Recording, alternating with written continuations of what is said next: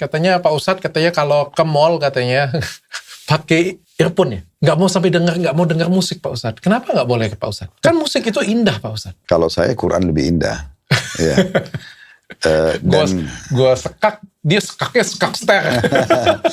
Kalau misalnya musiknya musik Islami Pak Ustadz, Maher Zain, Nisa Sabian. Tapi karena dokter tanya ke saya, ya saya tidak mengenal itu. Dan kami pun menukil belajar dari guru-guru kami, kita tidak pernah mengenal namanya ada musik Islami gitu kan. Nah kalau AI Pak Ustadz, nah ini AI ini paling sering Pak Ustadz. Lee Min Ho Pak Ustadz ditaruh. Nah, kalau Pak Ustadz jangan ngomong Lee Min Ho, apa yang Pak Ustadz tahu ya? Siapa tokoh yang Zakir Naik, Ustadz Zakir Naik misalnya kayak gitu punya. Taruh, ini benar Pak Ustadz cuma berdiri kayak gini, Zakir Naik di samping Pak Ustadz kayak gini. Itu untuk apa? Ya kan keren aja Pak Ustadz. Nah, bisa, mau menipu.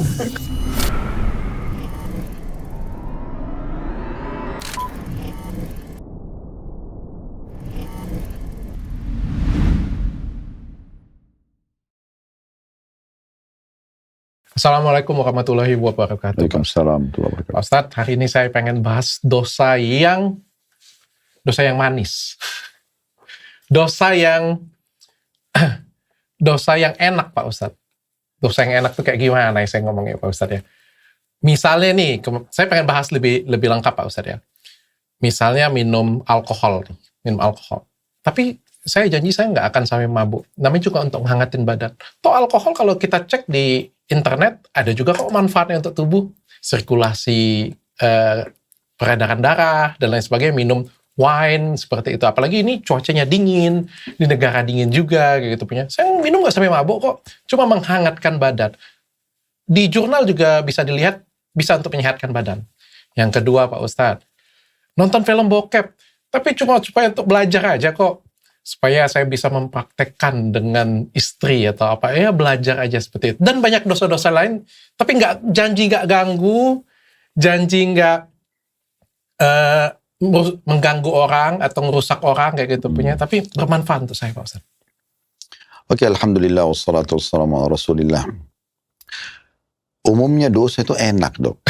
Iya, sebagaimana ibadah itu enak. Dua-dua punya kenikmatan. Tetapi permasalahannya, dua kenikmatan ini tidak bisa disatukan. Sebagai contoh misalnya, kalau dokter udah sholat, dan komitmen menjalankan sebagai itu perintah Allah. Udah, saya mau sholat karena saya sebagai seorang muslim diperintahkan. Dokter sudah mengejar dengan motivasi keutamaannya. Nanti, nikmatnya itu kan muncul kan, kita menikmati ini, kita enjoy itu sholat kita. Azan nih sholat gitu. Maka lawannya, meninggalkan sholat itu akan hilang kenikmatannya. Dia gak bisa ketemu. Tapi sebaliknya orang yang kalau ninggalin sholat, gak penting bagi dia sholat itu, maka kenikmatan sholatnya hilang. Dia bahkan heran, oh, ini orang gak capek sholat terus. Nah, itu dua hal yang tidak bisa ketemu, seperti minyak sama air. Orang mabuk minum minuman keras. Kalau orang menganggap itu haram dalam Islam, dia tidak mau. Dia sudah komitmen. Dan dia meninggalkan itu. Sebagai bukti dia melihatnya pun gak mau, dia gak mau cium baunya, apalagi mencobanya gitu kan. Maka kenikmatan minum khamrnya hilang. Tapi kalau orang minum khamr, dia nikmatin, kenikmatan ibadah meninggalkan khamr itu tidak ada lagi. Nah seperti itu seterusnya. Orang perempuan yang pakai jilbab, dia udah tutup auratnya, dia merasa ini perintah Allah, dia merasa mulia. Yang buka jilbab itu hanya di depan suaminya, depan anaknya. Itu kalau saya pernah tanya ibu-ibu di pengajian saya, kalau seandainya ibu lagi duduk, sementara ibu sudah menikmatin sekali jilbab itu. Lagi duduk, kemudian ada laki-laki yang bukan mahram, ya, bukan suami, bukan ayah, bukan anak, nyelonong masuk rumah terus tiba-tiba melihat ibu cuma pakai daster, ibu cuman kelihatanlah yang biasa ditutup dengan jilbab atau dengan busana muslimah gitu ya. Malu nggak? Malu Ustaz. Merasa risih. Kenapa? Karena dia sudah nikmatin jilbab itu. Maka kenikmatan buka auratnya itu hilang. Tapi orang kalau menikmatin buka aurat, pakai pakaian yang serba kulang kain gitu ya, bolong sana, bolong sini gitu ya, maka kenikmatan hijabnya, tutup auratnya hilang. Itu begitu seterusnya. Jadi sebenarnya masing-masing punya kenikmatan, tapi tidak bisa disatukan. Orang yang berada di tengah-tengah, sekali mabuk, sekali enggak. Saya tutup aurat, sekali tidak. Sekali sholat, sekali tidak. Ini, dia tidak akan merasakan nikmatnya ini, tidak merasakan nikmatnya ini. Oh, karena setengah-setengah. Iya, sekarang gini contoh. Ada orang sholat tapi mabuk. Dia pas mabuk jam 4 subuh. misal. Tapi dia ini sholat. 4.30 azan. Dia sementara mabuk berpikir, nih kalau saya mabuk sebentar azan gimana nih? Kan terganggu mabuknya. Tapi kalau orang tidak pikir sholat, dia mabuk biar sampai teler di jalan segala macam, dia nggak. Nikmatin aja semuanya. Nah, jadi memang nggak bisa ketemu dok, nggak bisa ketemu. Itu satu sisi. Sisi yang lain, kalau tadi dokter bilang ada jurnal, ada yang menyebutkan tentang masalah manfaatnya, apalagi saya tidak mengganggu orang lain, gitu kan? Saya balik bertanya itu contoh rasional dok. Saya sekarang balik rasional lagi. Bukankah ada hal yang lebih baik daripada itu, yang tidak perlu ada kekhawatiran sedikit pun? Contoh misalnya kan tadi, saya janji tidak ganggu orang, tapi masih ada persentase bisa ganggu orang. Dokter bilang sekarang sebelum mabuk. Kalau sudah mabuk, dalam hadis disebutkan dok, khamar itu adalah ummul khaba'ith, induknya semua kerusakan. Kenapa? Orang kalau belum mabuk, mungkin dia masih takut untuk perkosa. Dia kalau belum mabuk, mungkin dia masih takut untuk membunuh. Tapi kalau orang dalam kondisi mabuk, dia bisa kerjakan segala macam hal. Maka itu disebutkan sebagai induk perbuatan. Kenapa masalah? Jadi orang bisa menjamin, saya jamin kok saya nggak ganggu orang. Saya jamin kok nggak gini. Mungkin di saat itu dia masih normal kata-kata. Setelah dia mabuk beda kata-kata. Misalnya sudah tidak normal lagi. Mungkin sudah bisa ganggu istri orang, suami orang, segala macam. Oh, udah bisa berantem, mudah terpancing emosinya, dan segala macam hal. Jadi, tujuannya bukan karena mengganggu orangnya. Tujuannya pertama, karena Allah haramkan. Okay. Yang kedua, baru kita bicara masalah efeknya. Nah, tadi saya bilang, sekarang minum khamar saya untuk hangatin badan saya kok. Pertanyaan sederhana secara rasional, apakah tidak ada minuman yang selain khamar yang bisa hangatin badan? Jahe ada, susu panas, hot coklat, apalah, cappuccino, latte, dan banyak banget pilihannya yang hangat juga gitu. Saya kemarin baru bimbing umroh plus Turki, pas salju. Dia dingin sekali, betul-betul puncak-puncaknya -10 gitu kan. Tapi jemaah sangat menikmati enjoy karena memang tidak ada di negara kita kan. Kami naik ke satu gunung meludak namanya di kota Bursa itu memang salju lagi turun, tebal banget gitu. Saya tidak ada di situ satupun penjual jual khamr. Yang ada tuh hot coklat, ya kan, susu panas, jahe. Terus ada di sana dikatakan salep. Salep itu kayak es krim panas. Dia sama komponen es krim tapi dia cair gitu, panas. Yang gitu-gitulah semua orang yang dijual. Artinya ada solusinya gitu dok. Yang persentase tadi kalau khamr itu ada kebaikannya, Allah bilang dalam Al-Quran yang begitu ya. Tapi keburukannya lebih berbahaya. Kayak kalau dia sudah mabuk, dia sudah tidak sadar diri. Tapi kalau jahe, dia minum banyak, hangat, dijamin tidak akan ganggu orang. Gak ada orang minum jahe ganggu orang gitu kan. Atau hot coklat tiba-tiba ganggu orang. Tapi kalau orang minum khamr masih ada persentase di mana dia bisa ganggu orang. Oke, berarti tetap dosa yang nggak boleh Pak Ustaz. Ya. Jadi sebaiknya memang kita dalam meninggalkan satu perintah agama ini selain kita membaca ancamannya apa, juga kita bisa menangkap dan bicara secara akal sehat kita. Oke. Kalau bohong Pak Ustaz, kan ada bohong untuk kebaikan Pak Ustaz. White lie. Tadi belum selesai, ini baru khamr. Tadi nonton. Film porno, film bokep, apa tadi bahasanya itu. Pak Ustaz pernah nggak Pak Ustaz? Alhamdulillah terjaga. Ada murid yang ngeyel, punya nilai D, bertanya dengan guru killer. Pak Ustaz pernah nggak? Tambah gak lulus gue. Enggak, ya gini. Saya sering berbagi dengan jemaah tentang masalah apakah belajar biologis harus dari film porno? Jawabannya pasti persentase yang lebih besar tidak. Kalau ada yang mengatakan iya benar, iya itu persentase lebih kecil. Kenapa? Karena sumber belajar masih banyak. Baca buku, ya kan. Dalam hadis Nabi itu dok, rinci sekali. Ada ayat Al-Quran bunyinya begini. Dalam ayat Al-Quran, dalam salah satu surah Al-Quran itu bunyinya begini. Nisa'ukum harthun lakum fa'atu harthakum anna syi'tum. Wa qaddimu li anfusikum. Istri kan adalah ladang kalian. Gaulilah mereka dari mana saja kalian inginkan. Itulah. Dan bisa kalian dahulukan diri kalian. Di sini teman-teman, di sini artinya ayat ini turun, ada salah satu sebab turunnya. Penduduk Mekah, mereka itu lebih modern di masa itu ya, daripada penduduk Madinah. Penduduk Madinah ini hanya tahu interaksi biologis, istrinya di bawah, suaminya di atas. Cuma satu gaya aja gitu. Orang Mekah ini karena di Mekah itu ada musim haji di masa itu dari zaman Nabi Ibrahim AS, banyak pendatang dari luar, maka mereka punya varian lebih banyak. Nah waktu Nabi Muhammad SAW diutus di Mekah, kemudian beliau menyampaikan tentang dakwah ini, banyak orang masuk Islam juga. Nah yang masuk Islam ini, karena di Mekah mereka tidak bisa mengembangkan agama mereka, mereka hijrah ke Madinah. Yang terjadi pernah ada satu orang dari penduduk Mekah yang hijrah, diistilahkan dengan muhajirin. Orang yang hijrah, dia hijrah ke Madinah, dia nikah sama wanita Madinah. Waktu mereka mau terjadi interaksi biologis, si laki-laki ini mau menerapkan apa yang dia biasa tahu di Mekah, si perempuan maunya yang seperti di Madinah. Nah, tidak jadi interaksi biologis. Sampailah kepada Nabi Muhammad SAW, turun ayat ini. Istri kalian ladang kalian, gaulilah mereka sesuai yang kalian inginkan. Artinya boleh semuanya. Dalam hadis Nabi SAW yang lain, dalam hadis menjelaskan ayat ini, kata Nabi SAW, penjelasan tentang wanita haid, boleh nggak digaulin? Maka kata Nabi SAW, lakukan apa saja kecuali ya kemaluannya. Dan istri Nabi SAW namanya Aisyah berkata radhiyallahu anha, kami kalau sedang haid, maksudnya para istri Nabi, karena Nabi Muhammad SAW berpoligami, kalau kami sedang berhalangan haid, maka Nabi SAW menyuruh kami mengencangkan kain di tempat keluarnya darah. Kalau kita sekarang mungkin pakai pembalut gitu ya. Lalu beliau menggauli kami. Jadi walaupun dalam kondisi haid masih bisa kita istimta namanya, menikmati. Tapi hal-hal yang tidak boleh memasukkan kemaluan di kemaluan pada saat darah haid ada. Tapi yang lainnya, onani nggak boleh kalau kita lakukan sendiri. Tapi kalau istri yang lakukan boleh. Kan gitu, contohnya. Maka itu semua ada cara diajarkan dalam syariat. Nabi SAW mengatakan lebih detail lagi. Kalau kalian sedang menggauli istri kalian, jangan mencabut ya sebelum pasangannya merasa puas. Ada anjuran. Kata Nabi SAW dalam hadis yang lain, jangan kalian melakukan biologis kecuali kalian sudah mengirim utusan-utusan.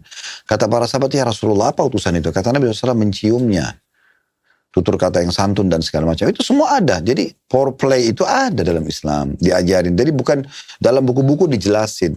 Mau dalam Islam ataupun di luar Islam. Kita masih punya cara lain. Dan itu tidak berefek dok. Kecuali hanya edukasi. Permasalahannya kalau film bokep atau film porno ini, itu ada efek. Efeknya apa? Kita sedang melihat. Melihat ini berbahaya sekali dok. Pertama melihat yang aurat orang lain haram. Yang kedua, pasti didatangkan orang-orang yang lebih cantik dari istri kita. Laki-laki lebih tampan dari sang suami. Coba bayangkan dok, bagaimana seorang suami dan istri tidak punya rasa cemburu. Dia duduk suami istri sama-sama nonton, si laki-laki lihat si perempuan itu, pasti perhatian si laki-laki ini ke perempuannya. Pasti perhatian sang istri kepada si laki-laki. Itu otomatis. Dia nggak mungkin lihat sejenis dia. Maka ini berbahaya sekali efek secara kejiwaan. Karena di saat selesai film itu, mereka lalu melakukan biologis, yang terjadi pasangannya ini hanya jadi boneka, pelengkap saja. Yang dia bayangkan adalah orang di film itu. Hilanglah fitrah biologis dia. Ini yang sering saya bahasakan di pengajian. Jadinya kita, ada orang pengajian saya sudah berumur, ibu-ibu mungkin sudah 50 tahun lebih waktu itu umurnya, bertanya, Ustadz hukumnya apa? Kalau suami itu sudah tidak bisa gauli istrinya kecuali harus nonton film porno. Karena memang dia selalu jadikan itu patokannya untuk memberikan syahwat adalah nonton. Sehingga dia sambil nonton sambil gauli istrinya. Jadi istrinya kesian jadi boneka. Dia tidak memberikan hak pasangannya. Rusak fitrah dia. Bukan seperti itu juga Pak Ustadz. Mungkin saya sedikit benerin dari segi kesehatan ya Pak Ustadz. Kan kita kalau cowok ini kan ada nafsu ya Pak Ustadz ya. Nafsu ya. Mungkin kita ada beberapa orang yang tidak bernafsu lagi dengan pasangannya. Mungkin karena pasangannya tidak perawatan mungkin ya Pak Ustadz ya. Atau nah itu diperbaikin. Itu diperbaikin dok. Jangan datangkan film porno. Nah yang tadi ceritanya tadi itu, orang tadi itu ya kalau nonton bisa berdiri kayak gitu punya, dan bisa. Itu kenapa? Karena sudah bertahun-tahun begitu dok. Sudah itu jadi pola. Jadi istri makanya sudah jadi pola. Jadi pola, dan lebih parah daripada itu dok. Ada mungkin film-film seperti ini, kita bukan mendukung ya, tapi dia masih mendatangkan laki-laki yang sempurna, perempuan yang sempurna. Misal cantik, gagah gitu kan. Mungkin di tempat yang bersih, mungkin seperti itu. Tapi ada juga pasti, karena orang ini kan melebar. Film ini tidak mungkin monoton di situ. Seperti kita kalau nonton film action, tidak semuanya juga bagus-bagus. Ada juga yang kejam, yang menebas leher, yang begini dan begitu. Nah sama ini, mungkin ada yang mendatangkan hal yang jorok. Ya kan gitu. Yang jorok-jorok yang seperti darah atau menggauli hewan atau ini dan itu dan atau terjadi LGBT lah itu ya, transgender yang dia bisa saja suka laki-laki suka perempuan, dan ini bahaya sekali kan, merusak segala macam hal. Bedakan ini dok dengan kita cuma sekedar baca edukasi. Buku itu hanya memberikan edukasi. Kita nggak akan arah ke sana kecuali kita baca bukunya juga yang menyimpang gitu. Tapi kalau ini bahaya sekali, visual ini mempengaruhi akal, mempengaruhi hati, mempengaruhi anggota tubuh itu besar sekali. Oke, tetap nggak boleh ya Pak Ustadz ya? Ya tentu saja. Saya berikan begini, kata para ulama begini. Sebenarnya meletakkan kemaluan itu dok, maksudnya biologis itu adalah fitrah yang Allah sudah ciptakan. Di mana manusia itu dari kecil, kita kalau lihat anak bayi atau anak kecil, kita kalau mau kita berikan makan di tangannya, dia akan taruh di mulutnya, dia tidak akan taruh di mata atau di kupingnya. Padahal masih kecil anak-anak. Kenapa? Dia tahu fitrahnya itu di mulut. Begitu juga manusia itu tahu fitrah, kemaluan di kemaluan. Sebenarnya begitu. Karena memang kita diciptakan itu kan untuk populasi. Populasi kan menumpahkan sperma bertemu dengan sel telur. Maka itu harus ditahu secara alami. Nah sementara masalah teknik-tekniknya itu tuh akan jadi ada namanya gini dok, ada keberkahan dalam satu perbuatan. Kita kalau biasa dengan satu perbuatan ibadah, maka Allah akan datangkan keberkahan di situ. Contoh misalnya, orang kalau belum pernah sholat malam, maka 2 rakaat sholat malamnya sudah berat bagi dia. Tapi orang kalau sudah terbiasa, dokter sudah seminggu nih, sholat, sudah sebulan sholat, nanti jadi ringan tuh. Kita jadi mulai meningkat dari 2 rakaat ke 4 rakaat, dari 4 rakaat ke 6 rakaat, terus begitu. Tadi bacaan pendek ke bacaan panjang. Karena dia ada keberkahan namanya. Nah seperti itu. Orang kalau biologis, contohnya, lalu dia niatkan ibadah, karena memang itu ibadah kan perintah. Dan itu ada pahala yang besar kalau orang lakukan dengan cara halal. Karena kata Nabi SAW kepada sahabat-sahabat yang miskin, mereka datang begini mengatakannya Rasulullah, sahabat-sahabat kami yang kaya mengalahkan pahala kami. Kami sholat, mereka sholat. Kami puasa, mereka puasa. Kami jihad, mereka jihad. Tapi mereka punya kelebihan harta yang mereka sedekahkan, kami gak punya.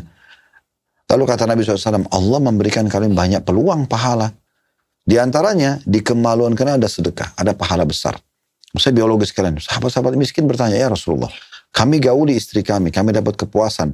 Kemudian kami juga dapat pahalanya. Kata Nabi SAW, kalau kalian letakkan pada yang haram, zina, dapat dosa nggak? Nah, begitu juga dengan yang haram. Begitu juga dengan yang halal. Berarti suami istri, kalau kita biologis, itu dapat pahala besarnya, sama dengan besarnya dosa zina. Makanya dimotivasi untuk dikerjakan dengan cara halal. Dan orang kalau sudah punya pasangan halal, ada tempat biologis halal, maka kata Nabi SAW, man tazawwaja faqad damina nisfa dina, falyattaqillaha fi nisfil baqi. Siapa yang menikah, sudah punya teman partner biologisnya, dia telah menyelamatkan setengah agamanya. Tinggal dia menjaga setengah yang tersisa. Karena godaan terbesar bagi laki-laki kan perempuan. Godaan terbesar bagi perempuan laki-laki. Kalau sudah ada pasangan halal, udah selesai. Orang kalau sudah kenyang dok, kemudian dikasih lagi makanan kesukaannya, iga bakar lah, apalah, dia nggak akan mau makan karena sudah kenyang. Nah itu orang kalau sudah punya pasangan, dia udah kenyang. Pak Ustadz, kalau misalnya tadi kan di Islam sudah diatur semua Pak Ustadz. Kalau blowjob boleh nggak Pak Ustadz di Islam? Hah? Apa tuh saya nggak tahu. akhirnya ada yang Pak Ustadz nggak tahu. blowjob itu oral Pak Ustadz. Oh boleh. Boleh dalam Islam. Diperbolehkan Pak Ustadz? Iya. Laki-laki melakukan pada istri, istri melakukan pada suami. Diperbolehkan guys. Kita masuk di bahasan puasa, berat di puasa karena memang yang dilarang dalam hadis itu kan dok, cuma 2. Meletakkan kemaluan pada saat haid atau nifas, atau memasukkan kemaluan di dalam dubur. Itu aja. Selain itu boleh. Selain itu boleh ya, bahkan ulama fikih sangat detail membahas. Jadi lalu bagaimana kalau orang laki-laki suami meletakkan kemaluan di antara bokong istrinya, tapi bukan memasukkan ke lubangnya, boleh nggak? Boleh. Dan tidak boleh masukkan dalam, karena memang itu kan dubur itu kan tempat keluar kotoran, angin, ya gas itu dengan tinja. Berarti memang itu kotor gitu. Nah itu dikhawatirkan malah mendatangkan banyak penyakit. Ya. Kalau keluar di tempat yang lain Pak Ustadz, perut misalnya, boleh. Macam-macam kan? Boleh, nggak apa-apa. Boleh ya Pak Ustadz ya? Nggak ada larangan. Udah masuk sponsor nanti. Berat puasa teman-teman kita, kesian. Hari ini saya pakai sarung mangga. Pokoknya setiap episode kita pakai sarung mangga. Menurut saya kenyamanan itu sudah jadi bagian dari style. Dan jujur yang saya rasakan waktu pakai sarung mangga sasak. Ini adalah motif terbaru sarung mangga. Didesain dengan simple, clean, tapi justru di situ kelihatan kelasnya. Bahannya adem, ringan, dan nyaman dipakai lama. Dipakai santai enak, dipakai ibadah tenang, dipakai acara juga kelihatan keren banget. Nggak harus banyak gaya, tapi aura premiumnya dapat sekali. Benar-benar cocok untuk kamu yang modern, tenang, berkelas, tanpa ribet. Jadi kalau kamu mau cari sarung yang best quality, sarung mangga sasak bisa jadi pilihannya. Motif terbaru dari sarung mangga adem, nyaman, berkualitas. Bagi kalian semua yang pengen order, silakan ke marketplace resminya www.banggabersarung.com. Jadi kita semua bangga bersarung mangga.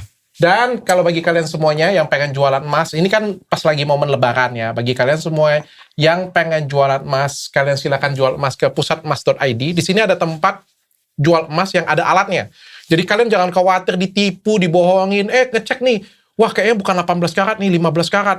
Waktu saya beli nih katanya 20 karat nih, kok ngeceknya jadi 17 karat. Nah, kalian pengen jual dengan rasa aman, kalian silakan jual ke pusatemas.id karena di sana ada alat, bisa diperiksa, nggak ada surat, nggak masalah, perhiasan patah nggak ada masalah. Jadi kalian bisa cek dan bisa jual dengan harga tertinggi. Bagi kalian semua, jual emas dengan rasa aman, silakan ke pusatemas.id.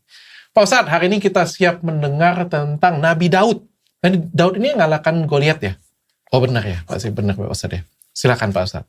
Ya baik. Nabi Daud alaihissalam adalah salah satu dari nabi-nabi Bani Israel juga. Dari turunan Ibrahim alaihissalam. Sebenarnya Nabi Daud ini awalnya dia manusia biasa. Satu waktu pernah terjadi cerita tentang ada raja zalim waktu itu. Ya dikenalnya Goliat namanya tadi itu ya. Dia berbuat kezaliman. Dan Allah subhanahu wa ta'ala mengutus pada saat itu melalui Nabi Bani Israel untuk memerangi. Dan utuslah Talut namanya. Seorang raja diangkat menjadi raja dari Bani Israel. Dan di pasukan Talut ini, itu ada Daud. Gitu. Jalanlah mereka digambarkan dalam Al-Quran untuk menyerang pasukan Jalut. Nah itu Goliat, tapi bahasa Arabnya Jalut. Lalu di tengah jalan, Allah SWT menguji pasukan Bani Israel ini melewati sebuah sungai. Tapi mereka hanya boleh minum seciduk saja. Nah, yang minum seciduk itu bisa lolos, ikut berperang. Kalau yang enggak, maka mereka jadi berat, tidak bisa. Dan betul terbukti, ada yang karena merasa kehausan, mereka langsung dapat sungai, mereka malah mandi-mandi di situ, mereka puas minum sepuasnya. Akhirnya mereka merasa berat, tidak bisa ikut berperang. Maka Allah menyortir orang-orang beriman yang patuh ini, tinggal sedikit, tidak banyak. Di antaranya ada Daud pada saat itu. Jalanlah. Dan bertemulah dengan pasukan ini. Ternyata Jalut ini memang susah sekali dikalahkan. Karena memang digambarkan dia sangat kuat, perkasa, dan tubuhnya di atas rata-rata postur tubuh manusia normal. Nah, pada saat itu Nabi Daud alaihissalam masih kecil, ya masih remaja gitu ya. Tapi dia memang ahli sekali memainkan batu, melempar batu. Maka dia pun akhirnya maju dan melempar batu tersebut ke Jalut dan membunuhnya. Allah mengatakan dan Daud pun membunuh Jalut. Nah pada saat terbunuh, maka dia akhirnya dinobatkan jadi raja pada saat itu. Berjalan waktu, Allah SWT juga menobatkan dia menjadi nabi. Ya. Jadi dia termasuk salah satu nabi yang menggabungkan antara kenabian dengan kerajaan. Dan dia terkenal sangat saleh, sangat dekat dengan Allah SWT. Hamba yang sangat bersyukur kepada Allah. Karena tadinya dari masyarakat biasa, terus berhasil membunuh Jalut, namanya jadi harum di pasukan Bani Israel waktu itu. Kemudian dia menggantikan Talut, kerajaannya sehingga memiliki raja yang besar. Dan kita tidak asing dengan kisah Nabi Sulaiman, anaknya beliau, itu mewariskan kerajaannya Daud. Jadi kerajaan yang tidak pernah terkalahkan itu kerajaan Sulaiman. Nah, alaihissalam itu adalah warisan daripada Daud. Daud tentunya dari sisi ibadah sangat terkenal karena sangat rajin ibadah. Sampai kata Nabi Muhammad SAW, sebaik-baik puasa adalah puasanya Daud. Beliau puasa sehari, berbuka puasa sehari. Dan juga sebaik-baik sholat malam adalah sholat malamnya Daud. Karena beliau istirahat dulu, baru sholat, baru istirahat, baru sholat lagi. Gitu. Jadi malam itu dibagi beberapa waktu dengan dia, oleh dia. Dan juga Nabi SAW mengatakan dalam hal yang lain, sesungguhnya tidak ada yang lebih baik dikonsumsi oleh seorang muslim dibandingkan dari hasil tangannya sendiri. Dan ketahuilah Nabi Allah Daud makan dari hasil tangannya. Jadi Daud ini selalu jadi tolok ukur. Karena memang dia mensyukuri sekali nikmat Allah dan dia selalu hubungkan apapun yang bisa dengan ibadah. Nah seperti itu kurang lebih gambarannya. Dan Nabi Daud alaihissalam ini punya keterampilan dalam membuat alat-alat perang. Nah itu salah satu mukjizatnya, baju perang dan segala macam itu dia punya keterampilan di situ dan pasukannya juga tidak terkalahkan. Nah sampai akhirnya Allah karunia dia anak Sulaiman dan akhirnya Sulaiman pun mewarisi kerajaannya. Oke, Pak Ustadz, kalau dari yang saya dengar tadi tentang Nabi Daud, Pak Ustadz ya, kan seorang nabi Pak Ustadz, tapi kan tadi ceritanya perang, berarti pada zaman itu nabi itu diperbolehkan untuk membunuh Pak Ustadz? Iya. Kalau memang pada orang-orang yang membangkang. Orang yang membangkang itu maksudnya memang menolak agama Allah, membuat kerusakan di muka bumi, ya. Karena ada memang suku-suku di masa itu tuh, kalau sekarang mungkin relatif lebih aman dunia ya. Karena kalau ada satu negara kayak sekarang Israel menyerang Palestina, kan satu dunia menyorotinya. Kalau masa dulu tuh memang ya semua orang main serang satu sama yang lain karena mereka hidup dari peperangan itu. Sehingga memang banyak kerusakan terjadi. Nah, Nabi diutus untuk menenteramkan semua itu. Dan memang kalau mereka bergerak dari sisi militer ya dihadapi dengan cara militer gitu kan.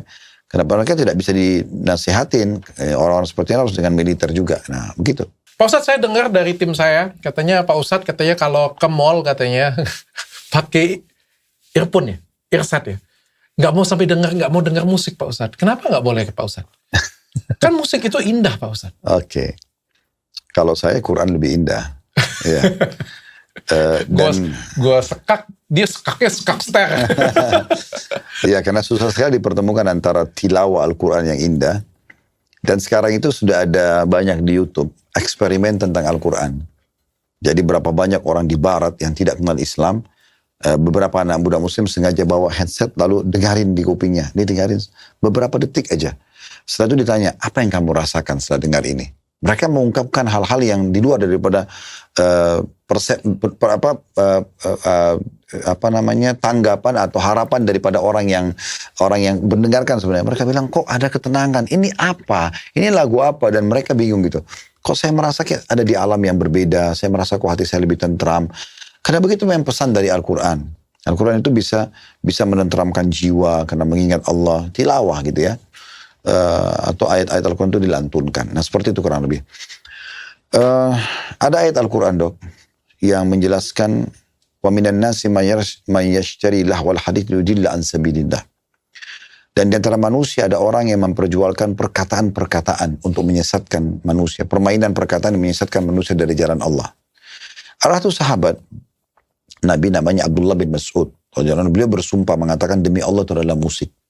Demi Allah itu adalah musik. Beliau bersumpah gitu ya. Musik? Iya. Musiknya.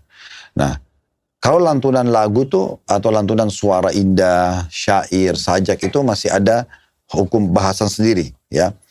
Tetapi kalau alat musiknya ini itu yang dibahas. Alatnya yang digunakan gitu. Nah, jadi memang alat-alat ini pengaruhnya besar sekali dok. Di masa Nabi Muhammad SAW ada alat-alat tersebut, tapi beliau tidak gunakan, beliau tidak anjurkan para sahabatnya, tidak menunjukkan umatnya, dan beliau mengalihkan kepada Al-Quran. Susah sekali bertemu antara Al-Quran sama musik, susah sekali. Kalau orang mau hafal Quran, kalau tempat tahfidz Quran dok ya, yang paling benar itu biasanya mereka ingatkan, selain jaga hubungan baik sama Allah, ada dua dosa yang selalu disuruh hindari agar hafalan Qurannya bagus. Tinggalkan musik, jauhi lawan jenis. Itu cepat sekali hafalannya. Karena memang ini ada pengaruhnya. Ada pengaruhnya. Kalau dokter pernah tahu orang kesurupan ya. Dokter pernah undang Ustadz Faizal ya. Pernah. Ya. Nah itu beliau misalnya terjun di ruqyah. Nah saya pernah juga meruqyah salah satu keluarga. Nah pada saat lagi di ruqyah, saya kebetulan yang ruqyah. Saya yang lagi ruqyah pada saat itu. Terus bunyi orang ini kayak sudah kesakitan. Aduh ampun gitu-gitu dia gitu. Saya yakin itu tidak mungkin dia karena dia normal. Harusnya dia ngomongnya bukan seperti itu. Yang kita yakini kalau memang terjun ke alam ruqyah itu memang adalah pengaruh jinnya ya. Maka tiba-tiba saja ringtone handphone itu bunyi isinya musik. Ini orang yang sedang diruqyah ini tiba-tiba kayak orang yang segar lagi gitu. Kenapa? Karena dia dengar musik itu. Oke, kaget ya dengan musik ya. Iya, jadi memang ada efek itu. Oke. Ya, makanya maaf tuh ya, kayak diskotik, karaoke kan musik semua. Saudaranya tuh minuman keras, perempuan, gitu ya. Pelacur maaf dan gitu-gitu ya. Tapi kalau masjid itu Al-Quran, zikir, pengajian itu beda. Minumnya teh, kopi, ya. Oke. Nah, gitu-gitulah. Jadi memang hal seperti ini ada larangan dalam syariat dan ada efek gitu loh. Terlalu banyak pengakuan para musisi yang kami undang pun di kajian kami, kemudian mengungkapkan bagaimana mereka akhirnya hijrah, mereka meninggalkan. Mereka menyebutkan tentang masalah efek-efek secara kejiwaan, jauhnya dari Allah, gitu kan. Dan banyaknya kehidupan orang-orang musik ini tidak jauh daripada kekerasan dan segala macam ini, bunuh diri, apalah banyak pelanggaran-pelanggaran yang memang dilakukan. Apalagi kalau sudah sampai ada musik-musik yang setan itu ya, yang minum darah dan segala macam itu. Jadi sudah arah-arah ke sana gitu. Jadi saya termasuk orang yang berpegang pada pendapat itu tidak boleh. Sehingga saya coba semaksimal mungkin semampu saya untuk tidak mendengarkan. Ya, kalau kayak masuk di mall pun, selama saya masih bisa pakai headset, saya pakai headset gitu ya. Supaya saya lebih tenang gitu ya, lebih aman. Karena memang saya melihat keimanan itu harus dirawat dong kepada Allah. Kalau kita nggak rawat ya dia rusak. Gitu. Oke. Berarti Ustaz Khalid lebih ke, kalau Islamnya sendiri bagaimana? Kalau Ustaz Khalid kan kalau dari jawabannya kan lebih ke menjaga hati ya sebenarnya. Ya, kalau Islam sendiri sama, bagaimana? dari sisi hukum tadi sudah saya jelaskan ayat Al-Qur'annya kan. Dan perkataan Abdullah bin Mas'ud. Pak Ustadz, ini pengen saya sedikit diskusikan Pak Ustadz ya. Soalnya kan kalau musik ini menurut saya, secara umum musik ini kan cukup baik juga Pak Ustadz. Menghibur, ada, kita nggak konteksnya negatif ya Ustadz ya, diskotik dan lain sebagainya. Musik yang sebenarnya aja saya pikir adalah seni yang luar biasa sih menurut saya, seni yang sangat jenius sih. Bahkan peseni-peseni itu kan banyak banget yang luar biasa, main piano dan lain sebagainya kayak gitu ya. Di Al-Quran sendiri kan waktu ngaji kan juga melantunkan nada juga ya Pak Ustadz ya, kalau misalnya kita bisa samakan. Kalau misalnya kita bawa ke negatif, pekerjaan pun bisa kita bawa ke hal yang ke negatif juga sebenarnya. Hal-hal yang positif juga kita bisa bawa ke negatif. Karena menurut saya seni nyanyi, alat musiknya ini kan benar-benar, ya kalau misalnya dibawa bagus bisa jadi bagus banget kayak gitu punya. Tapi kenapa jadi tidak boleh atau jadi haram Pak Ustadz dalam agama Islam? Pertama sekali kalau sebagai seorang muslim kan kita tahu ada beriman kepada Allah dan Rasulnya ya. Kalau saya pribadi karena melihat itu memang ada pengharaman dari ayat Al-Quran, dari perkataan sahabat Abdullah bin Mas'ud yang menafsirkannya. Itu tentunya beliau tidak tafsirkan kecuali memang beliau belajar dari gurunya Nabi Muhammad SAW. Jadi pengharaman dalam Islam itu kita terima dulu sebagai sebuah peraturan. Nanti kalau ada penguat tentang masalah hikmah-hikmah kenapa diharamkan itu penguatnya saja. Bukan kita tunggu dulu kira-kira apa yang bisa menguatkan keyakinan saya baru kemudian saya tinggalkan. Jadi memang ditinggalkan. Kita tidak boleh makan babi. Sudah kita tinggalkan dulu babinya. Ya. Tapi yang luar biasa Allah subhanahu wa ta'ala memberikan kepada kita banyak gantinya. Tadi dokter misalnya menyebutkan Al-Quran ya. Al-Quran ini sama musik seperti minyak sama air dok. Susah sekali ketemu. Apalagi kalau mau hafal, apalagi mau pahamin maknanya gitu ya. Kita punya suara indah, diapakan? Ya kita tilawahkan Al-Quran. Kita lantunkan syair-syair, dibolehkan. Tapi alat musiknya ini jadi permasalahan. Itu yang dibahas. Seperti misalnya contoh seorang ibu lantunkan sebuah susunan syair kepada anaknya atau istri pada suaminya. Itu tanpa alat musik itu masih umum. Tapi kalau sudah menggunakan alat musik ini yang tidak dibolehkan. Dan Abu Bakar sahabat Nabi membahasakan ini adalah mazamirus syaitan. Ini adalah anak-anak panahnya syaitan yang beracun gitu. Sehingga harusnya kita fahami keindahan itu dilihat dari tolok ukurnya siapa.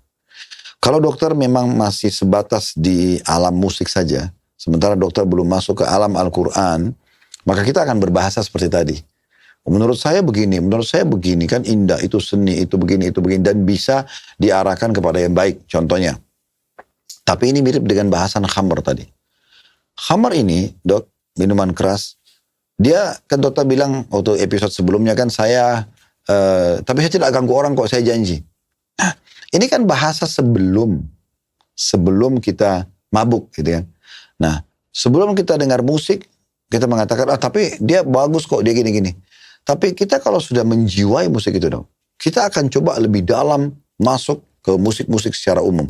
Maka ada jenis ini, jenis itu, ada aliran-alirannya juga kan banyak gitu. Nah, dia akan masuk mau nggak mau ke aliran ini. Dan ini tidak bisa dikontrol. Kalau Al-Quran, dia cuma satu alirannya. Dia cuma kitabullah, ini ayat Al-Quran. Hukum Allah SWT. Dia tidak ada penjabaran kemana-mana. Tidak ada kemungkinan besarnya kita jadi jahat karena berlari Al-Quran, itu tidak ada. Tapi ini masih ada persentase bisa orang jadi jahat. Bisa orang salah gunakan. Bisa orang dan begini dan begitu. Gitu. Sehingga seni itu tidak dilarang dalam Islam. Seni beda diri, seni orang berpakaian yang rapi. Dalam Islam dianjurkan itu kan selalu rapi, bersih.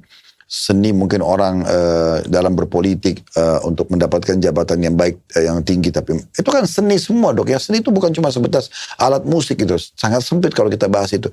Tapi ini seni itu masuk di mana-mana. Seni untuk menjadi juara di sekolah atau di kampus. Itu kan ada seninya orang belajar. Nah contoh-contoh. Semua itu adalah seni-seni yang bisa kita tekuni. Dan kita hanya tinggalkan apa saja yang dilarang. Sebab setiap dalam Islam itu kalau ada yang dilarang pasti ada gantinya. Contoh, Allah larang babi. Gak boleh. Padahal sebenarnya manusia itu Allah ciptakan tubuh kita ini kan butuh protein hewani. Tapi pada saat Allah larang babi, Allah ganti dengan yang lain dan terlalu banyak. Sapi, kambing, ayam, kelinci, rusa. Ini sebagai ujian aja. Ini saya haramkan kau patuh nggak? Ini gantinya loh, proteinmu bisa dari sini. Nah terus kenapa harus babi gitu? Di saat Allah larang khamr, jangan ya, ini saya larang. Oke, Allah ganti. Allah tahu kita akan haus. Tubuh kita butuh cairan, bahkan 80% tubuh kita air. Maka diganti dengan susu, air, sirup, madu. Banyak banget gitu loh gantinya. Dengan sekian banyak manfaatnya. Allah larang zina. Allah ganti dengan nikah. Perbedaannya zina sama nikah hanya kalimat akad, 2 saksi. 1 menit saya nikahkan kamu sama anak perempuan saya terima nikahnya. Ada mahar, ada 2 saksi. Ada walinya si wanita, sah. Biologisnya juga aman. Ini tidak aman. Nah gitu. Oke, kalau misalnya musiknya musik Islami Pak Ustadz, Maher Zain, Nisa Sabian. Ya, setiap orang bisa berpendapat dok ya. Tapi karena dokter tanya ke saya, ya saya tidak mengenal itu. Dan kami pun menukil belajar dari guru-guru kami, kita tidak pernah mengenal namanya ada musik Islami gitu kan. Tapi apakah boleh lantunan-lantunan syair tadi saya bilang yang indah, susunan-susunan kata seperti motivasi untuk orang berjihad, motivasi kata-kata yang baik diucapkan pada saat menyambut Ramadan ya. Seperti kalau tiba Ramadan itu ada orang-orang di media-media di Saudi itu didatangkan yang suaranya indah, itu melantunkan syair-syair indah sekali kita dengarnya, tapi tidak ada musiknya. Membuat orang tertarik banget, termotivasi untuk Ramadan. Atau hiburan pada saat terjadi ada pernikahan, susunan kata-kata yang indah, menunjukkan kebahagiaan. Sebab itu tidak ada masalah sebenarnya. Oke, tapi kalau termasuk lagu Islami juga enggak ya Pak Ustadz ya? Ya tadi saya bilang masing-masing orang punya pendapat dok. Itu hak pribadi. Tidak mungkin kita mau memaksakan gitu ya. Tetapi pada saat saya melihat dan saya mengajak teman-teman kita untuk coba mempraktikkan seminggu dengarin Al-Quran dan tidak musik sama sekali. Lihat bagaimana efeknya. Minggu depannya pun kalau dia dengar musik, dia tanpa Al-Quran nanti dia bedain. Pak Ustadz boleh nggak? Saya bertanya sedikit ya Pak Ustadz ya. Saya melihat dan ngobrol dengan Pak Ustadz berminggu-minggu, berepisode-episode. Kayak semua yang di dalam kehidupan Pak Ustadz adalah Al-Quran. Nggak ada yang lain Pak Ustadz. Ada nggak hal yang lain Pak Ustadz? Atau boleh nggak sih sebenarnya ada hal yang lain? Contohnya misalnya kayak gini ya, konteks pertanyaan saya. Saya belajar agama Islam, tapi ada pekerjaan, ada musik, ada sesuatu hobi-hobi yang lain saya tetap lakukan kayak itu Pak Ustadz. Atau yang sebenarnya itu memang harus seperti ini Pak Ustadz? Nah, Al-Quran kan pedoman hidup dok, pedoman hidup ya. Sehingga apapun yang kita mau kerjakan kita patokannya Al-Quran, gitu kan. Saya juga berolahraga, saya juga berbisnis, gitu kan. Saya juga rekreasi dengan keluarga. Kerjain Pak Ustadz ya? Ya, saya semuanya. Tapi Al-Quran itu mengontrol saya. Ini halal atau ini haram. Oke. Sehingga saya pada saat rekreasi misalnya, saya tahu di rekreasi itu adalah apa yang boleh saya kerjakan, apa yang tidak boleh saya kerjakan. Seperti itu, saya tidak minum khamar, saya tidak ke diskotik. Yaudah, saya sama keluarga saya, sama istri, kita ngobrol, bercanda, sama anak-anak, saya ngajarin mereka, diskusi dengan mereka gitu ya. Kita jalan-jalan, mungkin pakai sepeda, dan itu banyak sekali gitu loh. ya. Iya, banyak banget gitu, banyak banget. Saya juga bisnis, saya bukan terjun bebas dok. Saya belajar manajemen, belajar akuntansi, saya pernah ikut kursus, saya pernah juga masuk salah satu jurusan kuliah tentang masalah itu di manajemen pendidikan, di manajemen ekonomi secara umum gitu kan. Jadi ada, tapi saya mengambil yang kira-kira Pedomannya tetap ya mana koridor yang mana yang dibolehkan. Ternyata dalam perekonomian itu ada transaksi riba yang dianjurkan, utang piutang dan segala macam yang berbunga. Diajarkan misalnya dalam sistem kapitalis seperti apa. Nah kita lihat dalam Islam boleh nggak? Nah gitu kan. Persaingan yang kurang sehat, menjatuhkan orang lain, menfitnah, itu semua dalam Islam tidak. Jadi ada Al-Quran sebagai pedomannya dok. Oke, paham saya Pak Ustadz. Paham saya. Pak Ustadz, tapi kalau di dalam masjid kan ada beduk Pak Ustadz. Dan kadang-kadang kalau misalnya kita maulid Nabi, kadang-kadang pernah pakai rabana Pak Ustadz. Itu nggak boleh juga Pak Ustadz. Ya sekali lagi ya, kena lingkup dokter tanya ke saya ya. Dalam Islam dok, ibadah itu punya batas gitu. Maksudnya hanya sesuai yang dicontohkan. Ada SOP aja lah, standar operasionalnya gitu ya. Jadi apa saja yang Nabi contohkan, kita kerjakan. Yang tidak contohkan, tidak kerjakan. Nah saya termasuk tidak mengerjakan itu. Karena saya melihat Nabi tidak pernah contohkan gitu kan. Sehingga kalau ditanyakan kepada saya, memang saya tidak melihat itu dibolehkan dalam agama. Gitu. Oke. Kalau misalnya atraksi Pak Ustadz, boleh nggak Pak Ustadz? Atraksi apa sulap dulu? Misalnya, atau misalnya pentas seni, atau misalnya kalau misalnya sirkus. Enggak pertandingan cerdas cermat ya misalnya dulu ya, menguji keterampilan, bela diri kan di zaman Nabi SAW itu ada lomba kuda, memanah, itu semua tidak ada masalah. Tapi kalau sudah masuk kepada hal-hal yang terlihat aurat, ada resiko-resiko perusakan akidah gitu ya. Kayak orang sulap mengubah ini jadi itu misalnya. Sehingga akhirnya bisa membuka pintu-pintu orang percaya pada sihir dan sejenisnya. Ini berbahaya sekali. Oh termasuk sulap juga ya berarti Pak Ustadz ya? Ya sebenarnya lebih mendekati ke situ dok ya. Karena kan dia bedanya tipis banget tuh kita katakan. Ya karena dia juga mengubah sesuatu yang atau mempermainkan orang ya, karena sihir tuh dia banyak juga yang takhayul, yang mengubah penglihatan, mengganggu penglihatan orang gitu. Oke, kalau misalnya ini apa tuh namanya topeng monyet seperti pertunjukan seperti itu, kuda lumping atau tarian-tarian khas daerah itu bagaimana Pak Ustadz kalau pandang? Sesuatu yang bersifat tradisi dok, selama tidak bentrok sama agama Islam tidak ada masalah. Itu bentrok nggak Pak Ustadz? Saya tidak bisa saya katakan bentrok karena saya juga tidak tahu secara detail seperti apa ya. Tapi kalau misalnya dalam satu tarian tradisi itu ternyata menggunakan tenaga jasa jin misalnya. Ya seperti dia kayak orang kesurupan atau apa gitu. Memang dia panggil-panggil jin, ya jangan karena dalam Islam dilarang. Kita bukan bicara tentang masalah tradisinya tapi tentang ada nggak di situ yang dilarang dalam agama. Nah yang dilarang saja ini yang dijauhi gitu kan. Oke, saya pindah nih Pak Ustadz. Dari seni saya pindah ke teknologi nih Pak Ustadz. Bagaimana Islam memandang teknologi Pak Ustadz? Ini nggak ada zaman Nabi dulu Pak Ustadz. Iya, sangat terbuka. Karena Islam itu tidak bentrok dok sama ilmu pengetahuan dengan teknologi. Terbukti boleh kita berdakwah dengan menggunakan media gitu kan. Mungkin masa dulu orang itu belajar masih pakai buku kertas. Mungkin sekarang orang sudah PDF. Mungkin sekarang orang, kalau dulu orang masih bawa buku tulis sama pulpen. Mungkin sekarang orang sudah pakai langsung tab-nya gitu-gitu. Sesuatu yang tidak ada, itu malah bagus sebagai sebuah fasilitas ya. Yang bisa digunakan justru untuk lebih mudah memahami agama Islam gitu. Oh berarti kita Islam itu sebenarnya mendukung dan mensupport teknologi itu tentu sendiri. Saja, tentu saja. Kalau misalnya kayak filter wajah nih Pak Ustadz.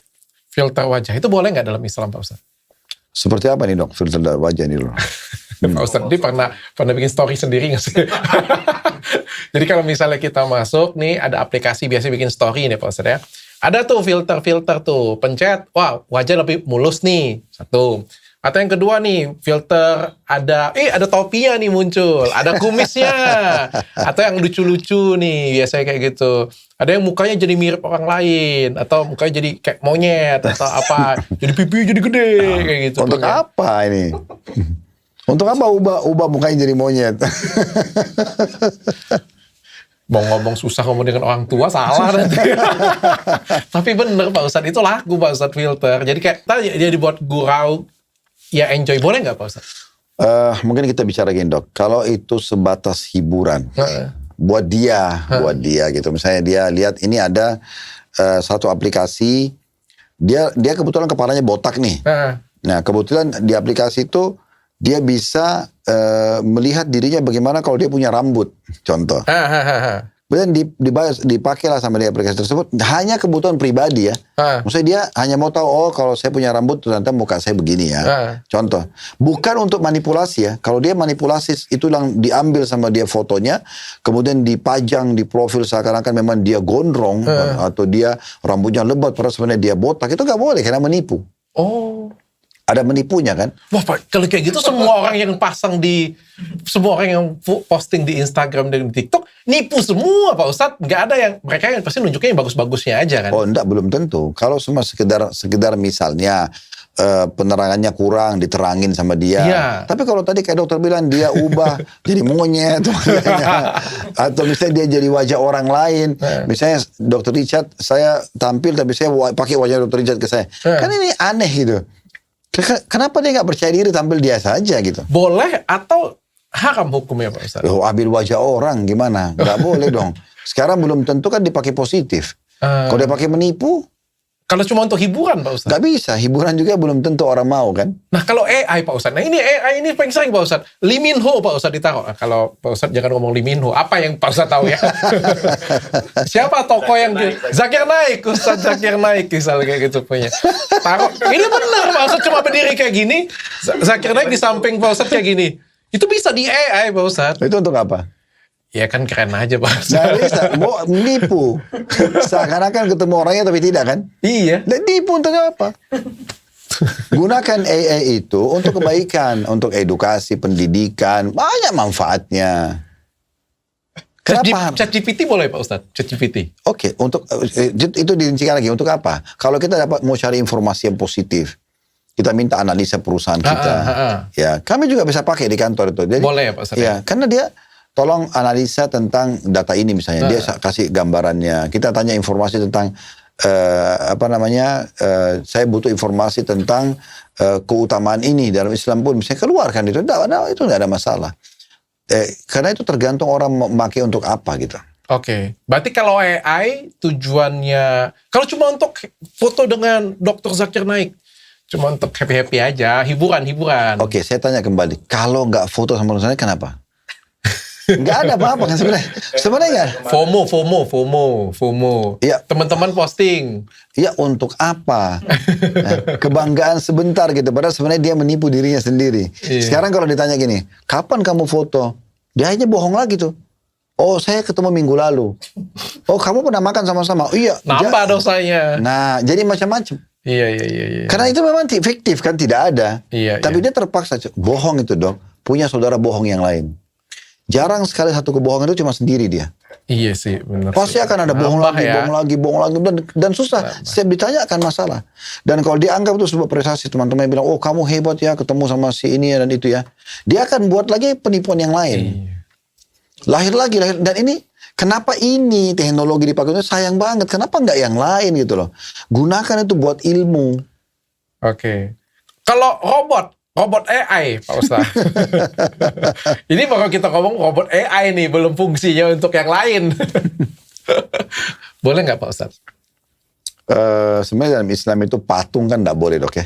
Oh patung nggak boleh Pak Ustadz? Ya patung kan nggak boleh. Bikin patung nggak boleh Pak Ustadz? Iya, kalau itu patungnya sifatnya makhluk bernyawa gitu ya. Tapi kalau kayak contoh manusia, hewan, itu memang dilarang. Tetapi kalau misalnya orang bangunan, dia buat miniatur satu building atau jalan atau mobil ya, itu semua tidak masalah. Motor misalnya itu nggak ada masalah. Itu memang ada larangan kalau makhluk yang bernyawa gitu, seperti Kenapa itu. Pak Ustadz? Nabi SAW larang. Nabi mengatakan siapa yang Itu seperti menyaingi ciptaan Allah. Nah, gitu.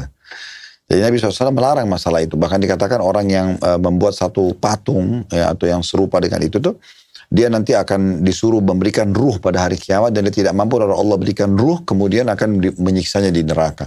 Jadi memang ancamannya sangat tegas masalah itu. Oleh karena itu mungkin masalah robot ini kita ulama bedain antara mainan anak kecil. Yang memang di masa Nabi SAW pernah Aisyah itu punya satu mainan kayak kuda gitu, beliau masih kecil waktu itu. Dan itu dijadikan sebagai mainan, kayak mainan anak-anak lah. Itu mungkin masih ada pendapat yang membolehkan. Tapi kalau sudah masuk ke ranah dewasa, maka ini berbahaya sekali gitu ya. Kecuali dia robot, misalnya contoh robot itu ada yang kotak bentuknya, bukan seperti manusia tapi dia nyapu. Kan nggak menyerupai manusia. Ya oke. Tapi kalau dia sekarang kan dibuat menyerupai betul-betul laki-laki, perempuan. Lalu akhirnya sampai ke masalah kebutuhan biologis terpenuhi. Nah iya, itu kan sudah bahaya. Saya pernah tanyain kepada beberapa ulama Timur Tengah. Apakah kita kalau menyentuh boneka berhubungan dengan masalah biologis ya, atau melampiaskan biologis dengan boneka itu dosa juga? Mereka mengatakan iya. Karena intinya kamu sebenarnya mau melakukan biologis itu. Cuma bedanya yang ini bergerak, ini nggak bergerak. Kurang lebih mirip-mirip dengan orang kalau onani sendirian. Nah, contohnya. Jadi ya udah hindari. Allah kasih pernikahan ada kok. Sakit hati Pak Ustadz. Kalau dengan pasangan, ini bukan saya ya Pak Ustadz ya, pasangan ini kalau nyebelin, sakit hati, mending boneka, sempurna, perfect. Masalahnya dia sudah mulai proses negatif dulu. Kalau saya nikah sakit hati, nggak bisa, itu salah. Bisa saja nikah nggak sakit hati, kan gitu.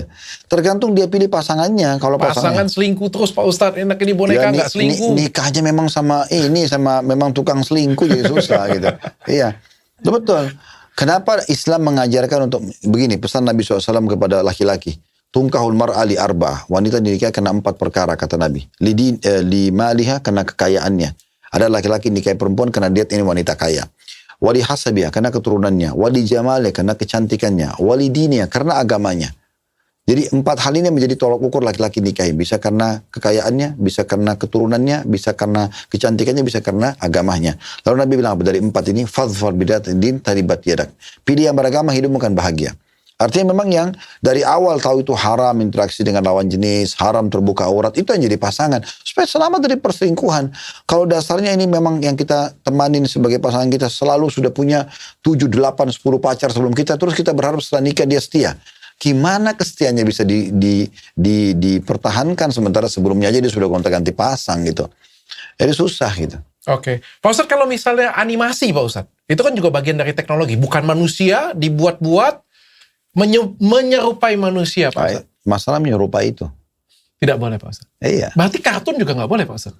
Kartun itu kan masih ada pendapat ulama tentang masalah arahnya kemana. Arahnya kepada pendidikan misalnya. Dan pendapat yang paling kuat yang kami pegangi, yang saya pegangi, teman-teman kalau ada yang punya pendapat lain itu hak masing-masing ya, adalah kalaupun harus dia postur manusia, maka minimal dia tidak sempurna. Mungkin Dr. Richard pernah lihat gak ada beberapa buku sekarang yang diterbitin untuk pendidikan anak-anak Islam ya. Itu kalau kita lihat misalnya anak laki-laki lagi sekolah dan segala macam, itu tidak ada wajah ada tapi tidak ada mata. Nah, itu dihapus gitu. Supaya dia tidak sempurna. Nah, seperti itulah. Sehingga membuat itu tidak masuk dalam larangan dan isinya adalah edukasi. Tapi kalau sudah digunakan juga gambar tersebut sudah bergambar sempurna, bahkan kadang-kadang melukis orang ciplakan sama mirip persis lagi, terus kemudian dipakai lagi untuk maksiat. Kayak misalnya memang cerita komik itu isinya memang untuk mengajak perzinahan, pembunuhan dan segala macam. Nah itu ya kan gue kasih tahu namanya apa. Gak boleh Pak Ustadz. Berarti Upin Ipin, Dragon Ball, Kamehameha, gak boleh Pak Ustadz. Kira-kira apa jawabannya? Ya kalau dari penjelasan Pak Ustadz tadi gak boleh. Sensei iya. Sailor Moon, Wedding Peach, gak boleh juga Pak Ustadz ya. Waduh. Animasi juga jumbo. Berarti secara Islam enggak, animasi yang saya paham selama ini oke, kan kadang-kadang menggambarkan wanita yang seksi, pakaiannya yang ketat, gitu-gitu kan. terus figur-figur orang yang membuat orang itu jadi berpikir gitu, jadi kayak merenung ya, jadi menjadikan itu sebagai khayalan dia. Nah ini berbahaya sekali. Berapa banyak orang dari animasi itu akhirnya operasi. Dia mau ikutin itu yang ada, gitu kan? Harus seperti itu. Walaupun misalnya dia berubah jadi jelek atau dia berubah jadi wah beda sekali. Dan itu sudah berubah ciptaan Allah Subhanahu Wa Taala. Oh kaget aku, animasi dengan ini nggak? Game Pak Ustadz, main game. Termasuk dong berarti, kalau nonton aja nggak boleh, game kan rata-rata kan semua animasi semua Pak Ustadz. Sebenarnya pendapat-pendapat ulama tentang masalah tadi saya bilang kembali kepada apakah gambar itu sempurna atau tidak. Karena game-game ini pun tidak ada pendapat ulama mengatakan semuanya tidak boleh. Karena ada game-game edukasi ya, berisi edukasi. Saya biasa contoh kalau anak-anak saya supaya mereka tidak takut ke dokter. Saya sengaja downloadin mereka game dokter-dokter. Dokter gigi, dokter ini gitu. Nah itu saya downloadin untuk supaya mereka bisa tidak, dan memang betul hasilnya ada. Pada saat saya ajak ke dokter gigi mereka tidak ketakutan. Mereka sudah lihat suntik, oh ternyata orang sakit itu ada suntiknya. Tapi memang di game itu yang saya download adalah fungsi edukasi. Lebih kepada fungsi, Jadi kayak misalnya ini digambarkan rumah sakitnya, digambarkan ada dari jauh itu kayak saya pernah download itu dia kayak tidak sempurna gitu ya gambarnya itu. Tapi dia lebih kepada fungsinya, betul-betul dia mengajarkan orang tentang edukasinya.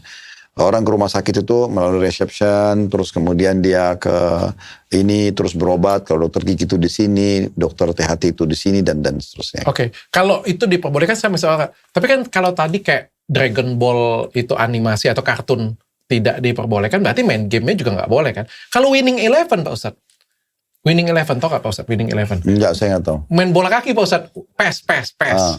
Winning Eleven main bola kaki, tapi pura-pura nanti Cristiano Ronaldo, siu. Ada Lionel Messi juga Pak Ustadz main bola kaki, tapi kan dia menyerupai, tapi kan bukan Pak Ustadz. Itu boleh nggak Pak Ustadz? Ya, mungkin saya coba tanya lagi ya. Iya betul, saya... Akhirnya, episode berapa ini? Ya, enggak, karena kalau sudah, ini nanti kalau ini akan dipublish, nanti orang bisa salah paham dong. Ya. Kan sebatas selama ini kalau kita diskusikan sebatas yang saya ketahui. Sehingga nanti kalau dipublikasi dan bisa disalahpahami oleh orang kan, gitu, itu juga kita tidak berharap berefek kepada hal-hal yang tidak baik pada acara kita. Karena memang saya termasuk orang yang lebih memilih hati-hati dong. Nah, saya arahnya ke situ sebenarnya. Saya bukan, ini garis keras, bukan. Saya lebih memilih mana yang aman buat saya. Karena saya sangat yakin ada kehidupan akhirat. Saya akan berakhir di dunia ini dan saya akan ada hisab di hari kiamat. Maka saya tidak mau nanti saya dihisab hari kiamat itu dengan hal-hal yang, kok kamu buat ini, saya nggak ada jawabannya. Sehingga saya tidak bisa menghindar dari hukuman Allah gitu. Nah itu yang saya tidak mau. Makanya saya memilih lebih baik berhati-hati. Karena Nabi SAW mengatakan begini, yang halal sudah jelas, yang haram sudah jelas. Kita tahu itu yang halal itu kayak makan makanan halal dan segala macam. Haram itu zina segala macam itu sudah jelas. Tapi kata Nabi apa? Di antaranya ada hal yang syubhat, samar-samar. Boleh nggak ya? Apa kata Nabi SAW? Ini Nabi ingatkan, ini kepekaan kita. Siapa menyelamatkan dirinya dari hal yang syubhat, samar-samar, dia telah menyelamatkan kehormatan agama dan dirinya. Siapa yang jerumuskan dirinya pada yang syubhat, boleh nggak? Tapi dia sudah deh, nggak apa-apa. Maka dia telah terjerumus pada yang haram. Gitu. Berarti memang pilihannya boleh atau nggak boleh. Karena yang samar pun Nabi masukkan ke masalah haram. Sehingga saya pribadi, wah ini nggak bisa nih. Saya pun belajar dari guru saya dulu begitu. Ada namanya wara, dok ya. Salah satu bahasan keimanan dalam Islam namanya wara. Wara itu menjaga kesucian hubungan dengan Allah. Makin kita murni menjaga hubungan sama Allah, makin kita hati-hati. Nggak usah kita bicara haram. Makruh aja nggak dikerjain. Oh. Dokter tahu makruh ya? Tahu. Ya. Jadi kalau misal contoh minum dan makan sambil berdiri, contoh itu kan hukumnya makruh. Kita kalau buat kita nggak usah. Tapi kalau kita nggak lakukan, misalnya daripada saya minum berdiri, saya minum duduk, saya dapat pahala.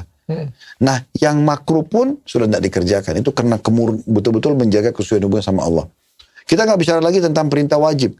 Sunnah sudah dikerjakan, maka wajib terjaga dengan sendirinya. Nah ini namanya muru atau sifat wara. Seseorang menjaga betul hubungan baiknya dengan Tuhannya gitu. Oke. Nah lebih ke situ sih sebenarnya. Siap.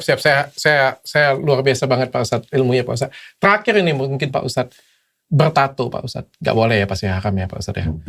Body piercing Pak Ustadz. Apa itu? Tindi puser, tindi ini. Untuk tindi laki-laki atau hidung. perempuan? Perempuan boleh nggak Pak Ustadz? Kalau perempuan boleh kan Hidung. pakai hunting. Pusar. Ya, sebenarnya selama itu adalah hal yang berhubungan dengan masalah alam dia sebagai wanita ya. Misalnya memang di India, contoh di India itu memang orang menindih hidungnya. Dan itu dianggap kebiasaan wanita. Maka itu tidak ada Oh masalah. laki-laki yang nggak boleh Pak Ustadz? Laki-laki kan itu menyerupai perempuan masalahnya. Keren Pak Ustadz. Nah persepsi kerennya Korea. ini apa dulu? Kalau setiap kali ada yang viral di negara mana gitu, kita langsung anggap keren, tren, langsung kita ikutin. Ini kalau menurut saya sih keliru. Nah kalau sudah terlanjur Pak Ustadz. Tinggalin. Misalnya saya sudah terlanjur tato nih Pak Ustadz. Terus saya masuk Islam Pak Ustadz. Ya kan nggak bisa ditinggalin Pak Ustadz. Nggak apa-apa, nggak usah dihilangkan. Oh nggak apa-apa Pak Ustadz. Iya. Oke. Siap, kita dapat pelajaran banyak dari Ustadz Khalid Basalamah. Jangan lupa di-share teman-teman. Mudah-mudahan puasa kalian semuanya bermanfaat. Pak Ustadz ada yang ditambahkan? Udah cukup. Terima kasih. Jangan lupa bagi kalian semuanya, aku terima kasih banget untuk dengan sponsor-sponsor yang sudah masuk hari ini. Terima kasih untuk Ustadz Khalid Basalamah juga. Dan terima kasih juga untuk Uhud Tour dan juga Atswa Resto. Nanti kita taruh di sini Pak Ustadz, minuman Pak Ustadz, biar kita cicip pas saat berbuka nanti Pak Ustadz. Hari ini kita tutup dengan kafaratul majelis. Subhanakallahumma wa bihamdika asyhadu alla ilaha illa anta astaghfiruka wa atubu ilaihi. Assalamualaikum warahmatullahi wabarakatuh.